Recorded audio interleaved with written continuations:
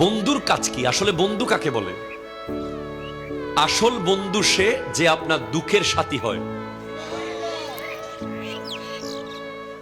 সুখের দিনে যে আপনার পাশে আছে, দুঃখের সময় যে নাই, তাকে কি আসলে বন্ধু বলা যায়?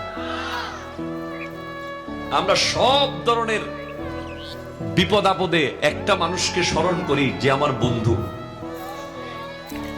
আল্লাহ রাসূলের কাছে, আল্লাহর কাছে ফরিয়াদ করি, আল্লাহ রাসূলের কাছে দোয়া চাই, বাবা মাকে বলি, কিন্তু তারপরেও একটা আস্থার জায়গা থাকে। দোস্ত, আমি তো মাদার বাড়ি আটকে গেছি, তুই কোথায় আছিস?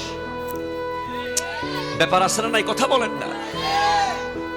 নামাজ হচ্ছে ইন্না সালাতা তানহা আনিল ফাহশায় ওয়াল মুনকার। নামাজ হচ্ছে ওই বন্ধু যে আপনাকে মদের বোতলে হাত দিতে দেবে না। নামাজ হলো ওই বন্ধু যে আপনাকে ঘুষের টাকা ধরতে দেবে না।